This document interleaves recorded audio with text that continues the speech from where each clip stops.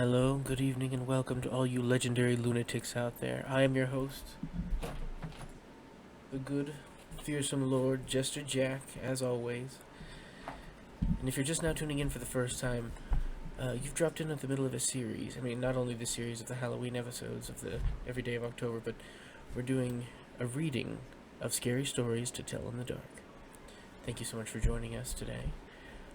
Without further ado, we'll go ahead and get right into it. We're about 2/3 of the way through. Our next story is called The Wendigo.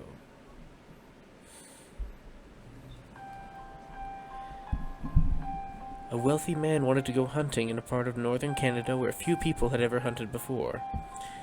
He traveled to the trading post and tried to find a guide to take him, but no one would do it. It was too dangerous, they said. Finally, he found an Indian who needed money badly, and he agreed to take him.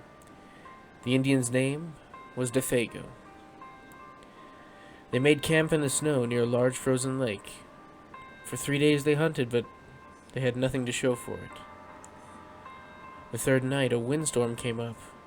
They lay in their tent listening to the wind howling and the trees whipping back and forth. To see the storm better, the hunter opened up the tent flap. But that's when it startled him. There wasn't a breath of air outside.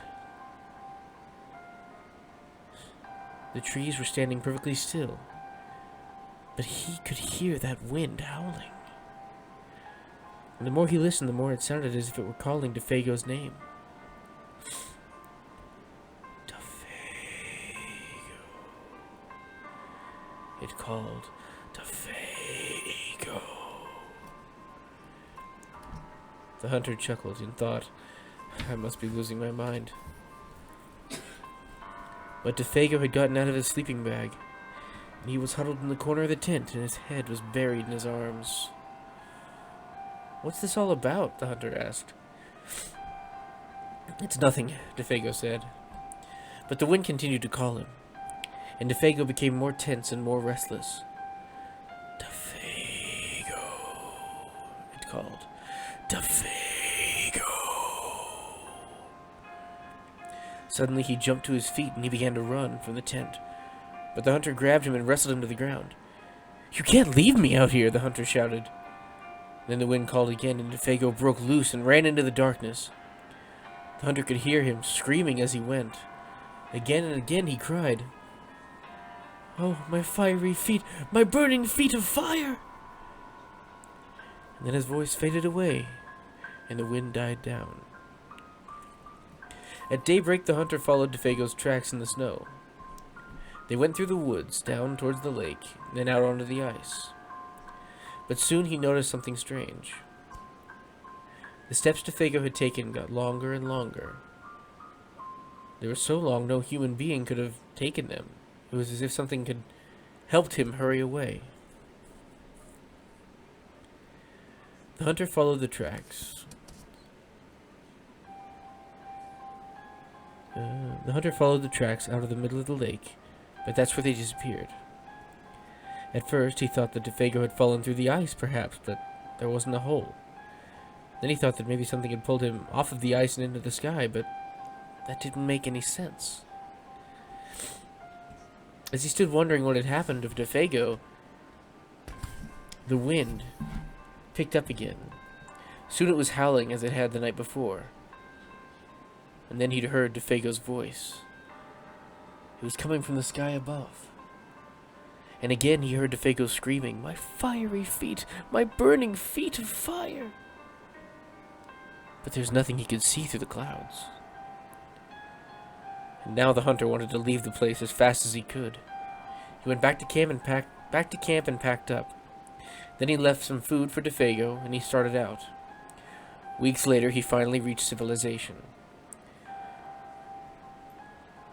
The following year, he went back to hunt in that area again. He went to the same trading post to look for a guide. The people there could not explain what had happened to Defago that night, but they had not seen him since the hunter had left.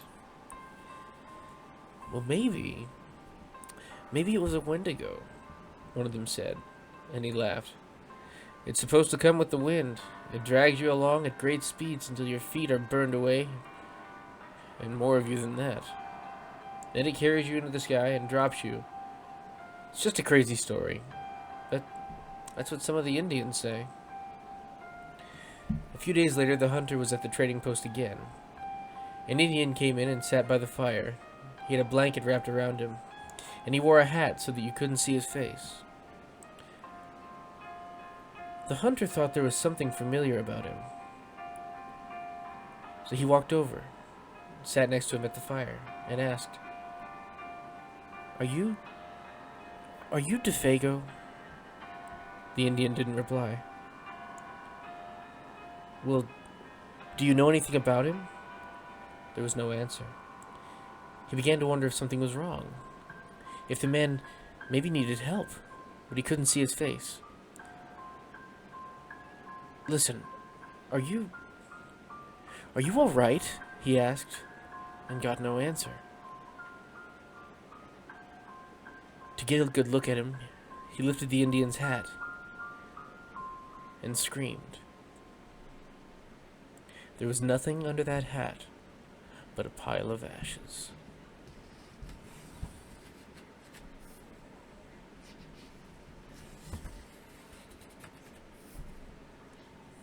Next, we have a story called May I Carry Your Basket?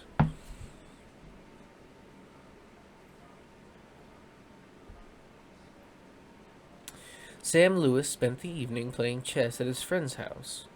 It was about midnight when he finished their game and started home, and outside it was icy cold and quiet as a grave. As he came around the turn in the road, he was surprised to see a woman walking ahead of him. She was carrying a basket covered with white cloth. And then, when he caught up to her, he looked to see who it was, but she was so bundled up against the cold it was hard to see her face. "Good evening," Sam said. "What brings you out this late?" She didn't answer. So he went on. "Miss, may I carry your basket for you?" She handed it to him. From underneath the cloth, a small voice said, "That's very nice of you." It was followed by wild laughter. Sam was so startled that he dropped the basket.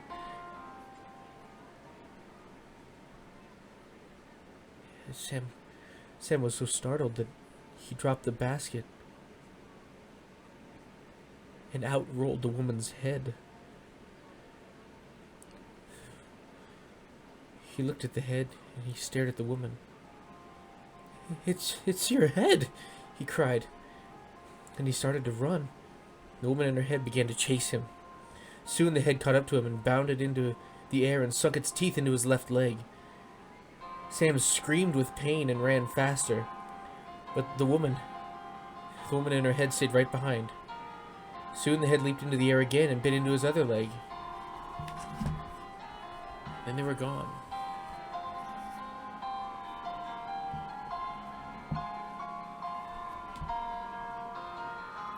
The next chapter is called Other Dangers.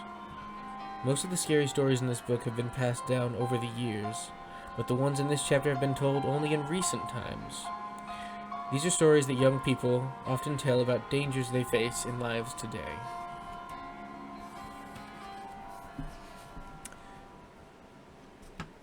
Next, we'll go on to a classic, one of my personal favorite horror stories. It's called The Hook.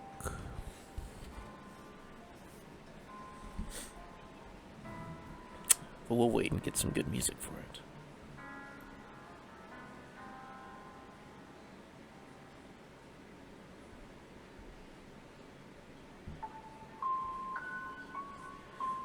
Donald and Sarah went to the movies. Then they went for a ride in Donald's car. They parked up on a hill at the edge of town. From there, they could see the lights up and down the valley. Donald turned on the radio and found some music, but an announcer broke in with a news bulletin. A murderer had escaped from the state prison. He was armed with a knife and was headed south on foot. His left hand was also missing, and in its place, he wore a rusted old hook. "Let's roll up the windows and lock the doors," said Sarah. "That's a good idea," said Donald. That prison That prison isn't too far away, said Sarah. Maybe we should really go home. But it's only 10 o'clock, said Donald. I don't care what time it is, she said. I want to go home. Look, Sarah, said Donald. He's not going to climb all the way up here. Why would he do that? Even if he did, all the doors are locked. How could he even get in? Donald, he could take that hook and break through the window and open a door, she said. I'm scared and I want to go home. Donald was annoyed. Girls always are afraid of something, he said. As he started his car, Sarah thought she heard something, or someone, scratching on her door. Did you hear that? She asked as they roared away. It sounded like someone was trying to get in. Oh, sure, said Donald. Soon they got to her house. Would you like to come in and have some cocoa? She asked. No, he said. I've got to get home. He went around to the other side of the car to let her out. And hanging on the door handle for her door was a rusted old hook.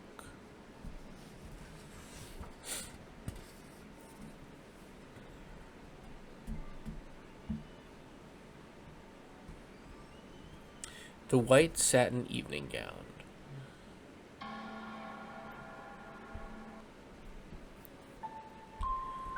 A young man invited a woman to a formal dance, but she was very poor and she could not afford to buy the evening gown that she needed for such an occasion. Well, maybe you can rent a dress, her mother said. So she went to the pawn shop not far from where she lived. There she found a white satin evening gown in her size. She looked lovely in it, and she was able to rent it for very little. When she arrived at the dance with her friend, she was so attractive, everyone wanted to meet her. She danced again and again and was having a wonderful time. But then she began to feel dizzy and faint, and she asked her friend to take her home. I think I've danced too much, she told him. When she got home, she lay down on her bed. The next morning her mother found that her daughter had died in the night. The doctor did not understand what had caused her death, so he had the coroner perform an autopsy.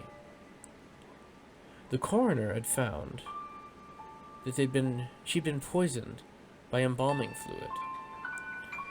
It had stopped her blood from flowing. There were traces of the fluid on her dress. He decided that it had entered her skin when she perspirated while wearing it and dancing. The pawnbroker said he bought the dress from an undertaker's helper. It had been used in a funeral for another young woman, and the helper had stolen it before she was buried.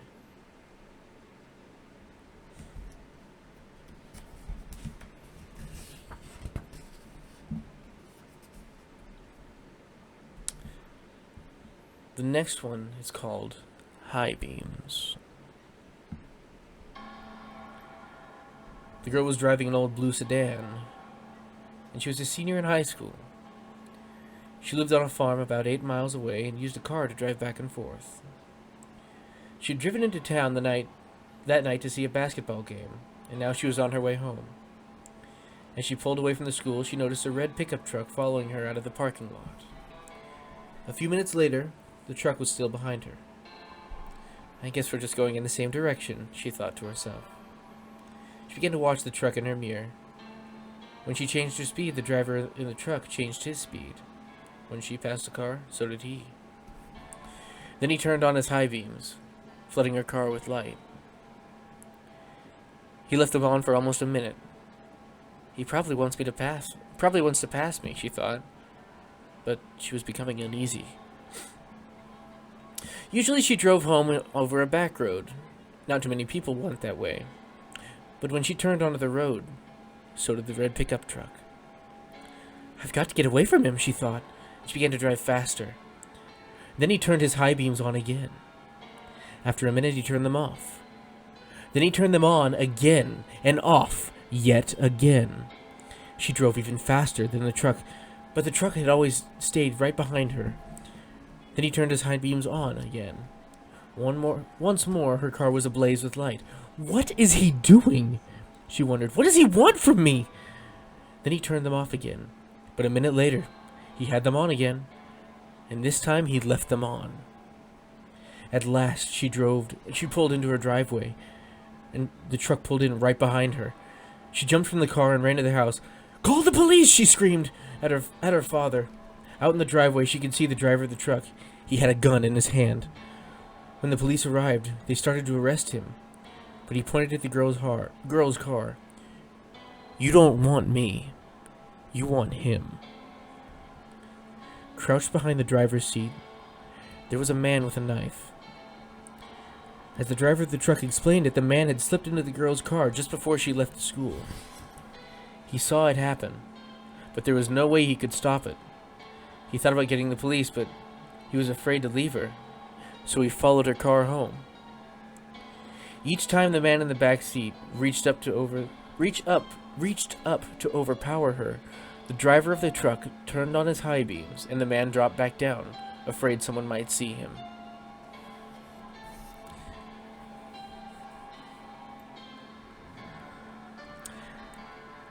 I do enjoy that story because of the twist at the end. It's very nice.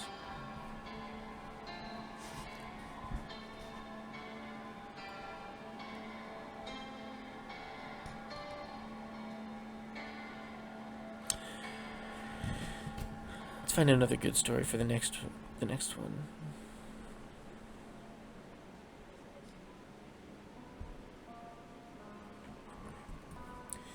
It was 9 o'clock in the evening. Sorry. The story is called The Babysitter. It was 9 o'clock in the evening. Everybody was sitting on the couch in front of the TV. There were Richard, Brian, Jenny, and Doreen, the babysitter. And the telephone rang. "Maybe it's your mother," said Doreen. She picked up the phone. Before she could say a word, a man laughed hysterically and hung up. "Who was it?" asked Richard. "Some nutcase," said Doreen. "What'd I miss?" At 9:30, the telephone rang again. Doreen answered it. It was the man who called before. "I'll be there soon," he said, and he laughed maniacally again and hung up. "Who was it?" the children asked. "Just some crazy person," said Doreen. About 10 o'clock, the telephone rang again. Jenny got to it first. "Hello," she said. It was the same man. "One more hour," he said, and he laughed and hung up. "He said 1 more hour. What does that mean?" asked Jenny. "Don't worry," said Doreen. "It's somebody fooling around." "I'm scared," said Jenny. About 10:30, the telephone rang once more. When Doreen picked it up, the man said, "Pretty soon now," and laughed. "Why are you doing this?" Doreen screamed, and she hung up the phone. "Was it the guy again?" asked Brian. "Yes," said Doreen. "I'm going to call the operator and complain." The operator told her to call back if it happened again, and she would try and trace the call. At 11 o'clock, the telephone rang once more, and Doreen answered it. "Very soon now," the man said, and he laughed and hung up. Doreen called the operator. Almost at once, the operator called back. "That person is calling from the telephone upstairs," she said. "You better leave. I'll get the police." Just then, a door opened upstairs. A man they had never seen before started down the stairs towards them. As they ran from the house, he was smiling in a very strange way. A few minutes later, the police found him, and he was arrested.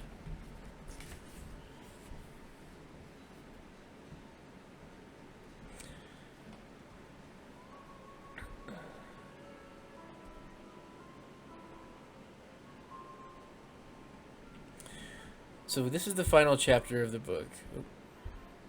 Final chapter of the book is titled Ah. Spelled the exact same as the first chapter, but the stories in the first chapter are meant to scare you, make you jump. The ones in this chapter are meant to make you laugh.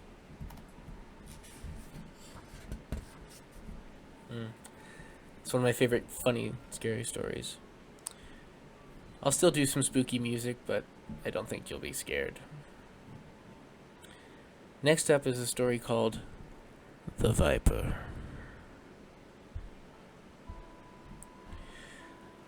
A widow lived alone on the top floor of an apartment house.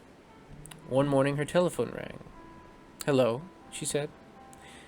"This is the Viper," a man said. "I'm coming up." Somebody's fooling around, she thought, and hung up the phone. A half hour later, the telephone rang again. It was the same man. "It's the Viper," he said. "I'll be up soon." The widow didn't know what to think, but she was getting very frightened. Once more the telephone rang. Again it was the Viper. "I'm coming up now," he said. She quickly called the police. They said they would be right over. When the doorbell rang, she sighed with relief. "They are here," she thought. But when she opened the door, there stood a little old man with a bucket and a cloth. "I am the Viper," he said. "I wish to wash and wipe your windows."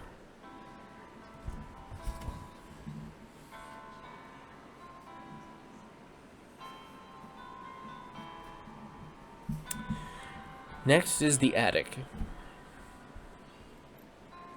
A man named Rupert lived with his dog in a house deep in the woods.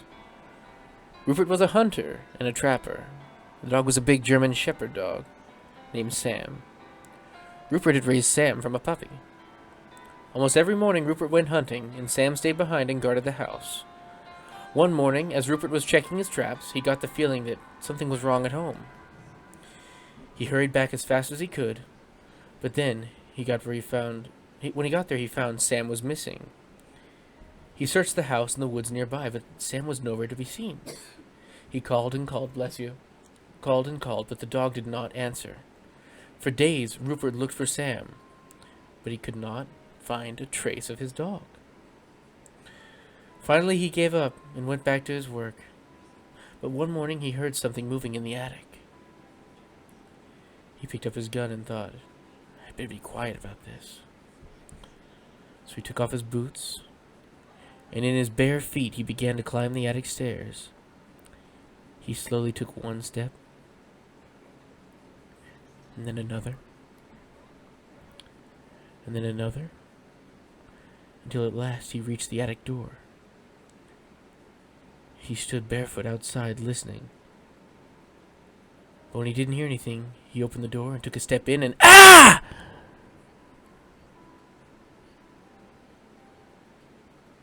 You're probably wondering what happened next and why he screamed. But then again, you'd scream too if you stepped on a nail.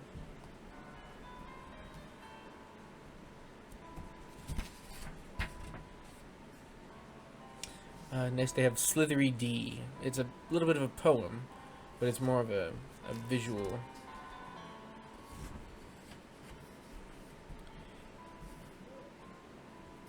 Aaron Kelly's bones, how that dead man danced. Aaron Kelly was dead. They bought him a coffin and had a funeral and buried him. But that night he got out of his coffin and he came home. His family was sitting around the fire when he walked in. He sat down next to the window and he said, "What's going on? You all act like somebody died. Who's dead?" His widow said, "You are." "I don't feel dead," he said. "I feel fine." "You don't look fine," his widow said. "You look dead. You better get back to your grave where you belong." "I'm not going back in the grave until I feel dead," he said. Since Aaron wouldn't go back, his widow couldn't collect his life insurance. Without that, she couldn't pay for the coffin, and the undertaker said that he would have to take it back. Aaron didn't care. He just sat by the fire, rocking in a chair and warming his hands and feet. But his joints were dry and his back was stiff, and every time he moved, he creaked and cracked. One night, the best fiddler in town came to court the widow, and since Aaron was dead, the fiddler wanted to marry her. The two of them sat on one side of the fire, and Aaron sat on the other side, creaking and cracking. "How long do we have to put up with this dead corpse?" the widow asked. "Something must be done," said the fiddler. "This isn't very jolly," Aaron said. "Let's dance." The fiddler got out his fiddle and began to play, and Aaron stretched himself, shook himself, got up, and took a step or two and began to dance. With the old bones rattling, his yellow teeth snapping, and his bald head wagging, his arms flipping-flopping around, and around he went. with his long legs clacking and his knee bones knocking and his skipping and prancing around the room. How that dead man danced, but pretty soon a bone worked loose and fell to the floor. "Look at that," said the fiddler. "Play faster," said the widow. The fiddler played faster.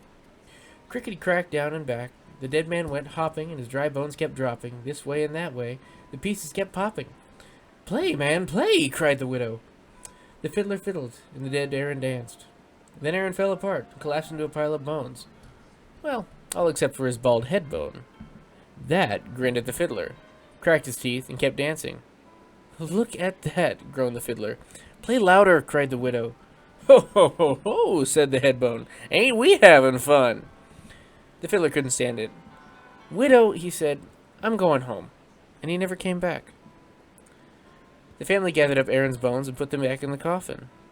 They mixed them up so he couldn't fit back together, and after that, Aaron stayed in his grave.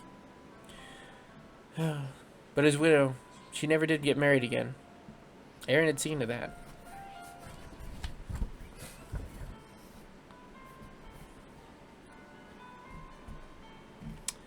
Wait until Martin comes. An old man was out for a walk when a storm came. He looked for a place to take shelter, and soon he came upon an old house. He ran on the porch and knocked on the door, but nobody answered.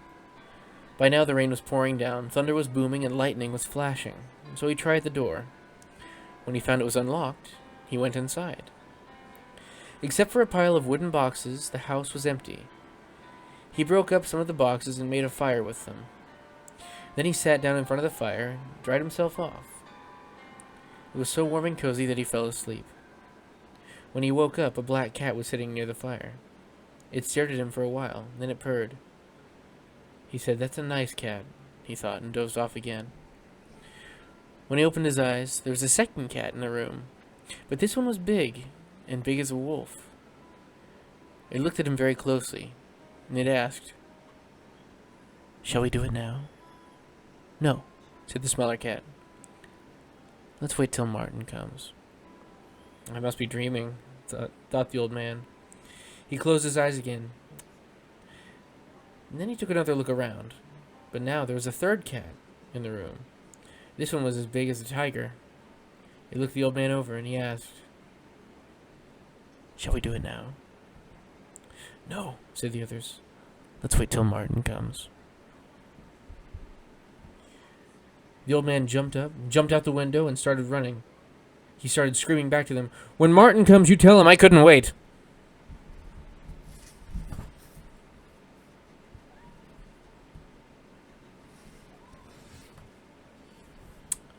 I believe this will be the last story of the book.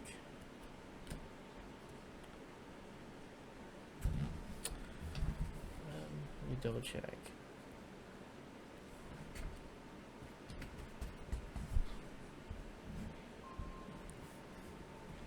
The Ghost with the Bloody Fingers.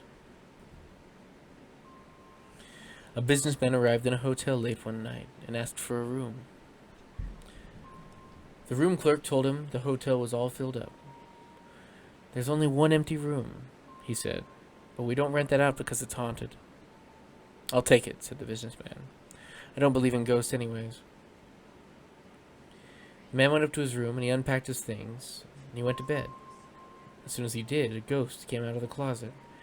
Its fingers were dripping and oozing with blood.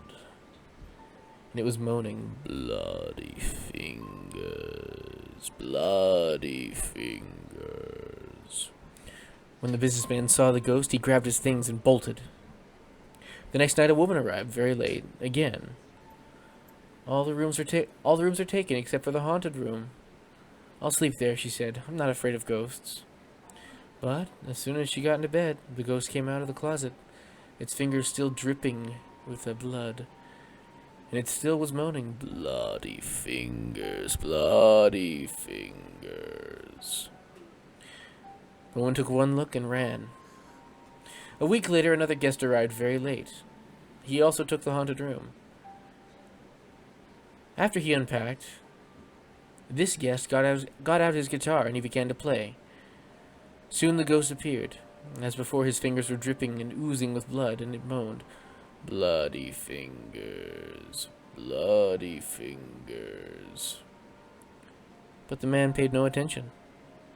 He just kept strumming his guitar, but the ghost kept moaning, and the fingers kept bleeding, moaning and bleeding of bloody fingers, bloody fingers, bloody fingers, over and over and over. And finally, the guitar player just stopped, took his headphones off, and looked up and said, "Cool it, man. Get yourself a Band-Aid."